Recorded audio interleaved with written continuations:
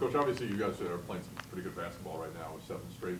How long did you think it was going to take to mesh these guys together? I mean, obviously you bring a lot of new pieces in all at once. Yeah. To be honest with you, I never think about how long it may take. What I try to do is I try to get a feel for in the summertime, right? Like where are we at with our relationships, like, amongst the team and then my relationships with each guy. And I thought this summer, as we got into our summer workouts, our summer, sessions, that I was like, man, this team's got a chance to be pretty good if they can be intentional about their relationships and become a really close, connected group. And then as I got to know, each guy better, I was like, man, we got a chance to be pretty good, but we gotta put it together, And so I don't want to sit up here and act like I knew we'd be, good, But I tell you this, when we came back from our the Hofstra-UMass road trip, which wasn't a high point by any means. I remember saying to my wife, I said, man, we got a chance to be pretty good. I said, we got a chance to be pretty good. And I guess I was right. How do you keep these guys grounded, focused on the task at hand? I got my ways. But in all seriousness, like what I try to do is I try to help them see themselves before those blind spots and pitfalls may happen. I've been blessed to be a part of winning before, and I've been blessed to be a part of a group that had a chance to do something special. And because maybe we didn't harp on the right things as a staff, or maybe they didn't listen to the things we said as a staff, we didn't reach our full potential. And so as I said to him before last game, we have a guy who works with us. He's a friend of mine, but he's a consultant. Guy is a former Navy SEAL. His name is Commander Mark McGinnis. And actually, Commander McGinnis, he said it. He goes, challenge and adversity is looking for you dudes around every corner. And while when it finds you, you better find each other. And that's what these guys have been able to do throughout this season. They continue to find each other and stay connected. Coach, a couple questions. Mm-hmm. Your free throw percentage in the last 2 minutes of games got to be close to 90%. What is happening there that these guys are just like walking the line and they're not missing? That's a good question. It's a good stat. I think more than anything, it's a testament to each and every guy. They put in a lot of extra time, and she's gonna probably strangle me for doing this, but she's the boss. Joy Williams, who's our chief of staff, a couple weeks ago, she suggested this free throw deal they did when she was a head coach, and it's called 21 and 5, and you got 5 minutes to make 21 free throws, and if you don't get to the 21, however many you didn't get, say you got 21, say you got 17. Well, no, I get the choice. I can either say 4 or I can double it and make it 8. It's up to me on how I do it. And we've just kind of implemented that, and it's a pressure type of situation. But again, these guys are really good players and they work hard. They put their time in, and I think that may have something to do with it. Coach, someone asked me, where was the turnaround with this team? And I said, yeah, they beat Florida State, but when they beat Loyola here, a team that has been to the Final Four, all of a sudden your conversation became, we're not the hot team, we're starting to be the consistent team. Would you say Loyola was a big stepping stone? I thought it was a step in the process, but I thought the turning point for our team was UMass. Because we got punched in the mouth at Hofstra. And one or two things could have happened in that UMass game. Either we could have folded and got punched in the mouth and punked at UMass, I think a very good UMass team, or we were going to come together, compete, fight like we did. And I thought when that happened, and I don't know quite what their mindset was, but it was, man, if we can just, if we fight, we're going to give ourselves a chance. Well, then from there, what they started doing, I thought they started taking coaching a little bit better because, you know, in the UMass game, we had a point of emphasis of playing off 2 feet so we could play strong and make good decisions. And we didn't do a very good job of it. And we showed them on tape. And so against Florida State, we did a great job of playing off 2, took care of the ball, got easy shots. And so they realized if we fight together and we take coaching, we got a chance to be pretty good. With a team on this win streak, what kind of buzz have you seen around campus? I mean, you bought coffee this morning at Starbucks, you know, getting the students into this. What kind of buzz have you seen? What can you kind of expect for tomorrow night? It's a good question. This is the second one. You know, it's the second win streak. And you got, as a coach, I'm trying to put blinders on. You know, I try to just be where my feet are. But the buzz that I've seen around campus, I see a lot more tweets after games now, a lot more ats on Instagram, and you start hearing people talk about our players. Like they talk about the team, but they start talking about their favorite players now. You know, and so I was today when I was at Starbucks buying coffee for everybody, and one of the students, he said, "Is Case and Pryor gonna come?" And I was like, "Nah, he in class, right?" And then it was another young lady, and I hate the fact that he's sitting over there, but there she goes, "Is Selton gonna be here today?" And I said, "Selton's got a girlfriend." So, you know, Threw him under the bus. hey, Gotta call balls and strikes strikes. hey. So, you know, but that's the kind of buzz, and that's what I think I wanted the most when I got this job, because the student body is really important to our success. And I say to the guys all the time, man, when you're on campus, right, or in class, whatever, don't walk around with your AirPods in. You know, say hello to your classmates. Hold the door for somebody. Invite them to a game so they know you. They're not going to be, you know, let's just call it what it is, guys. We're in Tampa, right? I'm sure they could find 2 or 3 things to do, like, for themselves, you know, that might be a little bit more entertaining. But if they have a personal tie to one guy, 2 guys, 3 guys, now that makes them tell their friends, "Hey, before we go to eat, all right, at Eulalie, let's go to the basketball game first." That's the cool thing. Coach, looking at the Charlotte tomorrow, a team, you know, Yeah. also vying for first place, also riding a big win streak. What sticks out to you with them? Well, just like North Texas, Charlotte is a team, like they've got DNA. You know, people forget they won, I want to say it was 19 or 20 games last year.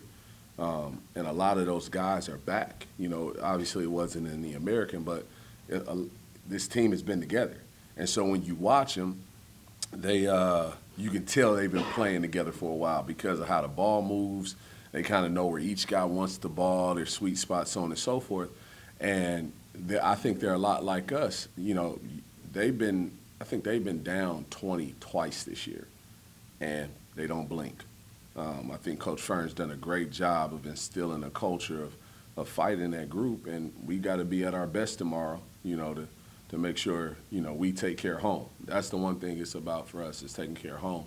We don't get so much caught up, as I asked the guys the other day, look, if it was your end goal, you know, when you started the season, if it was your end goal to be tied for first place on February 4th, raise your hand.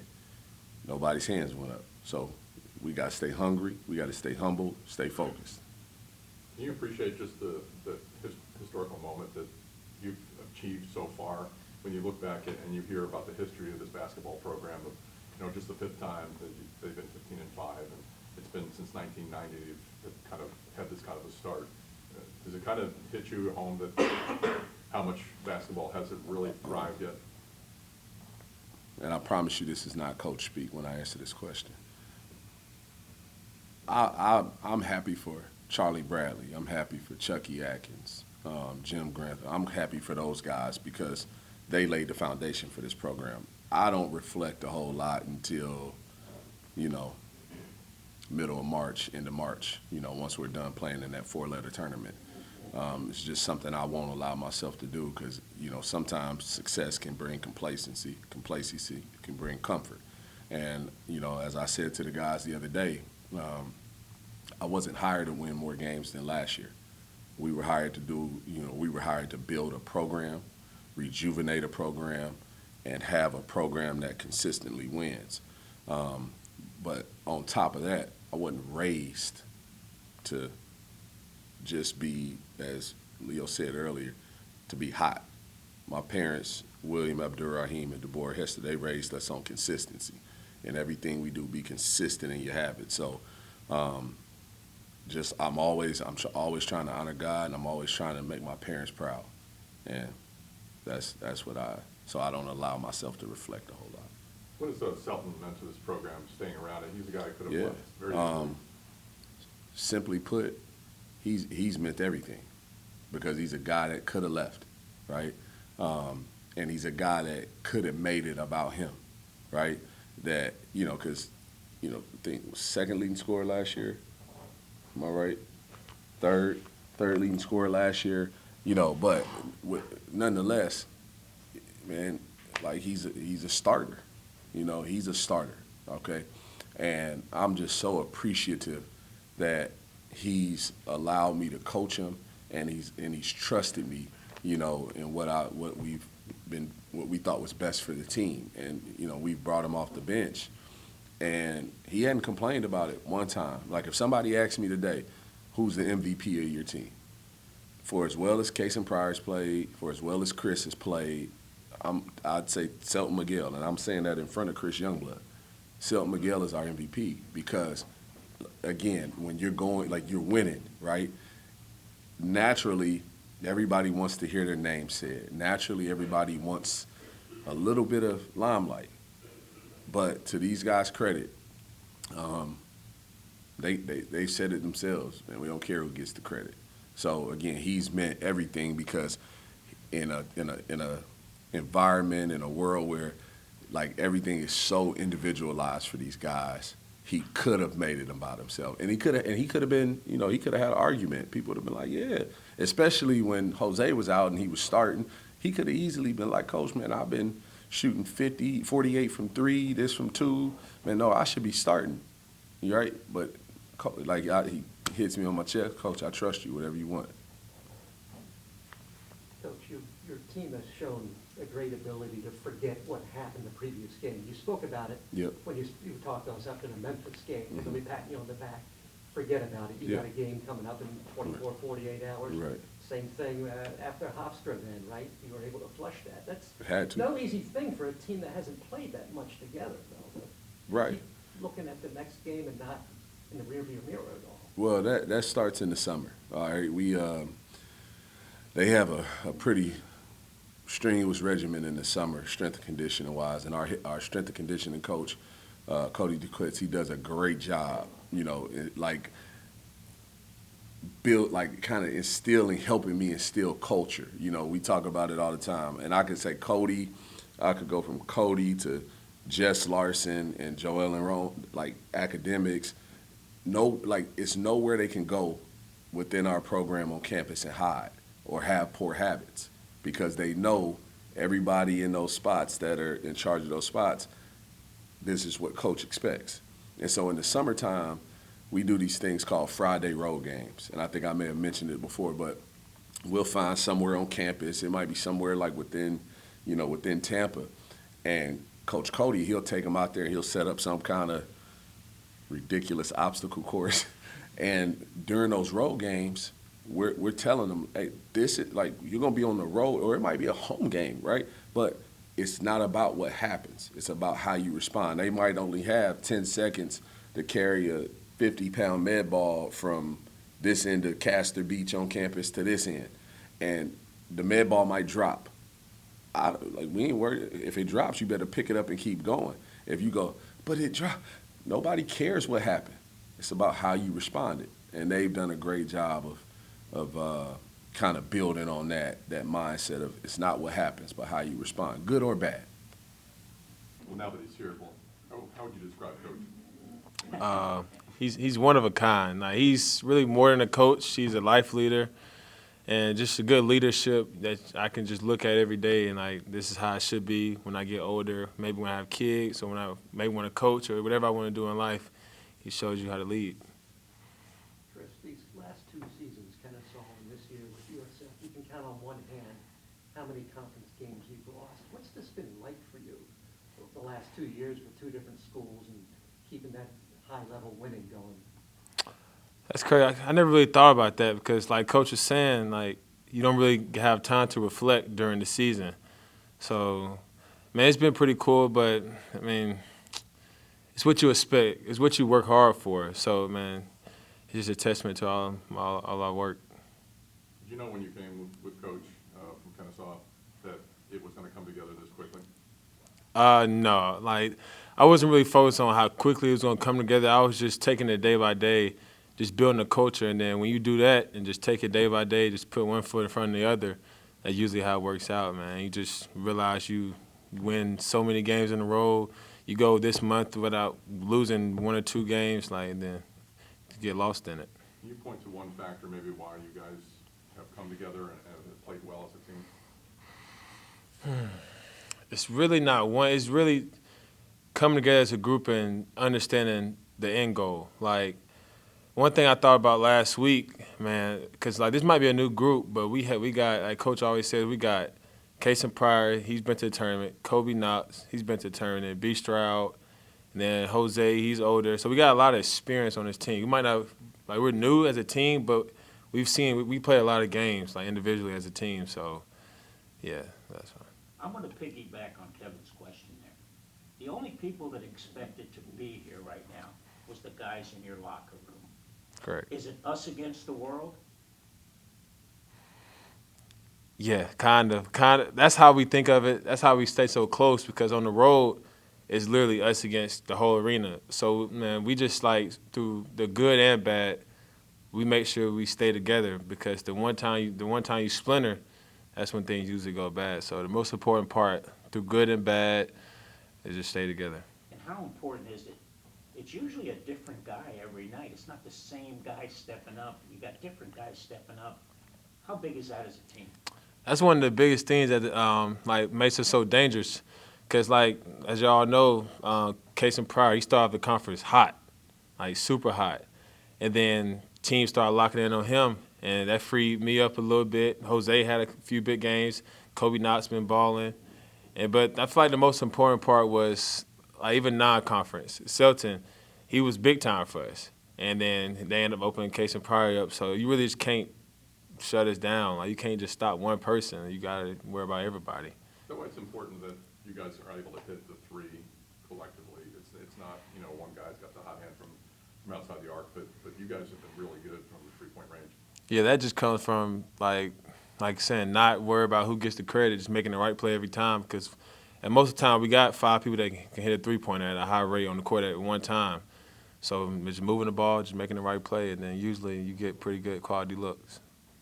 Brandon Stroud has been a major impact the last few games. Obviously, you know him well. What have you seen in terms of his development here? He maybe didn't have quite the impact early in the season, but what have you seen as he's become kind of the guy here? It's funny you say that because I was literally thinking he did the same thing last year. Like he started off like the season like he was playing all right, but like once conference hit, it's like it's just a different level for him. And I'm like, why do you do this every single year, dude? Like he's playing out his mind right now. You might not see it in the stat sheet, but if you watch the game, like he's the game changer. Like he'll have 4 points and 13 rebounds and five steals. I'm like, why do you always wait? He said, I don't know, man, but yeah, he's big time. Like he's been player of the game for most of our games the past week or two. You mentioned the free throw drills that were instituted. Did something happen with the three-point shooting after Central Michigan and Maine? Because it just seems like that was 2 years ago. You guys struggled. Yeah. You guys always had that confidence. Yeah, that's funny. I don't even remember that. Like I don't remember how bad we were shooting back then. It had been bad, but yeah, it's just like the confidence of our team because we know we're some good shooters. So like regardless if we're hitting or not, we're gonna hit shots regardless. And then one other thing, after I talked to you after UAB, which was your last loss, and didn't get some calls, whatever, and you said that's just how it is on the road. It seems like you guys are just calm as can be on the road. Have you noticed that about this team? Because at Yeah, so like that's one of the biggest reasons why we're so successful on the road recently, because we got people that have experience and know, like, on the road, man, this is how it is. Some calls might not go your way, so you can't really blink. You don't have time to give energy towards the refs or the crowd, or just put your head down, hold your hand. Like, ain't got time for all that. It's just Nets play mentality. Don't blink, and you stay focused on the game, control the controllables, and Chris, we see you a lot with Jaden, you know, counseling him on the court, and working him through things. I believe he's your roommate, so you're Yeah. pretty tight. So what kind of responsibility do you feel? I mean, obviously coach guides him too, but you seem like you're kind of like the co-coach with him in a way. yeah, like Jaden, like people don't understand about him. Like in high school, he was a killer. I mean, he's still a killer, but like I had to tell him the other night, man, you're not gonna, like, some nights you might score 2 points, but your impact is bigger than scoring. And I feel like he's just now realizing that, like, man, I'm just here to play for my teammates and just play hard, play your heart out, play defense, like do what you can do, control. So, like, and he gets down on himself sometimes because his expectations for himself is so high. I'm like, you're a freshman in college, like, you're gonna have some bad games. You have a lot to learn. So just keep your head up no matter what. 'Cause I don't want to see it. I don't want to see you down on yourself. You can be down on yourself in here, but don't show it. Chris, what's the biggest adjustment you've had to undertake here at USF, whatever it may be? Maybe it's basketball, maybe it's not. The biggest adjustment, I would say, it's kind of similar to Kennesaw, to understanding, like, I draw a lot of attention on the court, but also I got a lot of other teammates that draw a lot of attention. So don't really worry about scoring as much. Just let it come to you, because some nights it's just not going to be my night. Like, but it'll be selfish of me to just hang my head. So, like, let's say it's not my night, man, I'm finna be the hardest playing dude on defense. Like, I'm not gonna do something hard. I'm just not gonna be out there. So that's probably one of the biggest adjustments. But I wouldn't even call that an adjustment. That's just being a player. Mentality. Yeah, it's just a mentality. Obviously, there's still a lot of big basketball games left in the season, but I asked Coach this, how does he keep you grounded? And you come to one hour practice, you'll find out real quick. You'll find out real quick. But just like you said, like, he'll ask a question, man, if your end goal beginning the season was to be tied for first and on February 4th, raise your hand.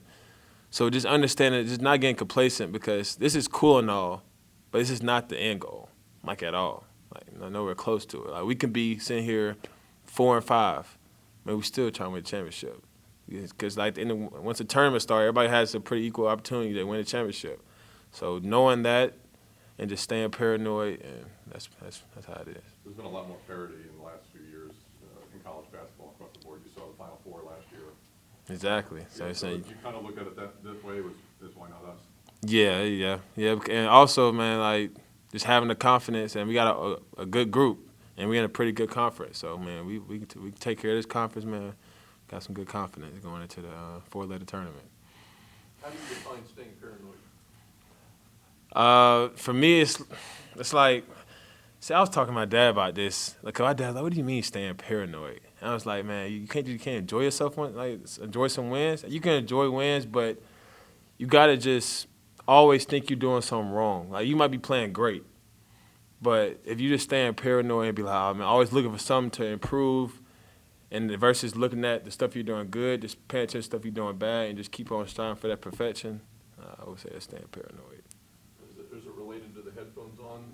I mean, not around campus, as Coach said, but when you win, Yeah, you put get headphones on and move on, right? Yeah, you have to, because if you just keep on listening to all the good stuff you're doing, like, as a human, as a human nature, you're going to feel good, get comfortable, get complacent. You're one of the few guys on this team that has the perspective of seeing what this team was last year and now just the transition. And what has stood out to you the most about maybe just the difference in just the culture, but the confidence in these basketball games and being able to compete at a high level? Definitely start off the culture. Like, Coach Amir and the whole staff brought another different energy and different culture here at USF. We started from there. And just like how we became together from the summer to now, how we respect each other on off the court, how we became together. Just like respect each other on different type of level of like understand when somebody's down, how I'm gonna pick up, how I'm gonna talk to him. So just different type of level, just understand each other because on the court and off the court, we all got different responsibilities, you know, and different personalities. Yeah, so like just understand each other, and that's why it makes us different on and off the court. You've seen, obviously, Coach is big about community and trying to draw in the community to have interest in this program and get behind you guys. How much have you seen change just in the last year? Oh, definitely a lot of change, man. That man always on the phone. South Florida, so just always making videos, just trying to bring the community together and everything. Go out of his way to like do things for the community, just like he did this morning. Go to Starbucks and things like that. So like, no offense, but the coach last year didn't do that. So like, it's just a different type of energy that he brings to bring the community together. So that's why USF is too. You've seen just the school come wrap around you guys? Yeah, for sure. Even more, like we win in and, you know, like you said, put the headphones on, everybody gonna try to give the good energy and everything, but just, you know, just gotta keep winning, to be honest. You played 9 conference games.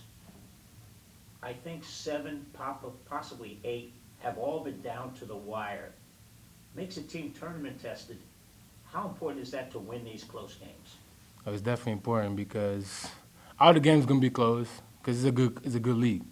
And then we've been tested. We've been down 20 against Memphis. We've been in games we was down halftime, but we became together. Just like next play mentality, each and every game, each and every possession, especially on the road because it's just 15, 20 people against the whole gym, the whole environment, just next play mentality the whole time. Last home game, pretty good crowd.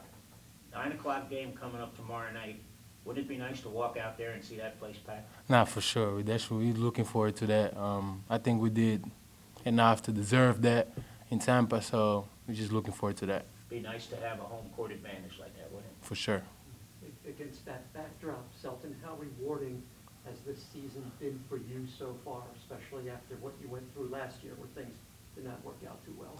It's definitely been special. Not just because we're winning, but it's because like the group of guys, I got to do that every day. Got a special coach, man.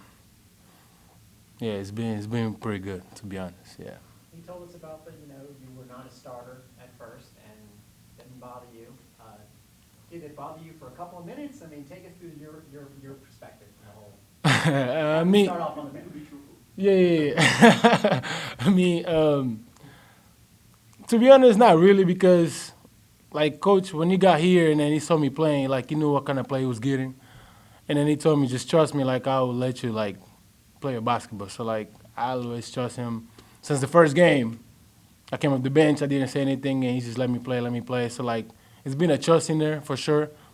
As a player, of course, like, sometimes, like, all right, but at the same time, you got to have a trust. And then there's the trust that's going to pay off. So. Well, can you kind of paraphrase the conversation when you found out you'd be starting then? I think Jose got hurt, and then coach was like, let's try this lineup, see how it goes.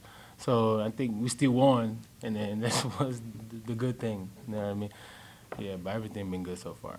You could have easily left last year. The door was open for that. When Coach called you up, what was it that he said to you that convinced you wanted to be here? I think as soon as he got the job, I think he was getting on the plane to Tampa. He called me. It was like probably 12 or 1 o'clock in the morning. So a number from Atlanta. I was like, who is this? So then I was like, I was a deep voice. So I already knew who it was. Coach was like, just make sure, like, I see what kind of player you are and things like that. Just make sure you don't leave. It's going to be a good special year for us if you stay. And I trust him. I was like, let him get to Tampa. We can talk in person and everything. So from there, it was just like, why not? You knew from that conversation? Yeah, from there, he would be special. Yeah. So early in the season, you had some games that didn't go very well at all, Central Michigan and Maine, and lost a couple on the road. You were 2-4, and then things turned around. Coach just said, at that point, some teams splinter. You guys could have splintered. Why did you not splinter? Why did you guys keep moving forward, and how have you moved on from that? Because, see what I mentioned, we had a couple guys that already play college basketball, and then we know college basketball is not easy to win. We could have definitely split it up and everybody go their way, but like at the same time, we needed those losses to like come together. So like those losses, we needed them earlier to come together, and then we just never like put our heads down and trying to like just come day by day with different mentality. Like it don't matter the results from that game, but we're gonna come next game, next play, next practice with different mentality. That's why it got us here.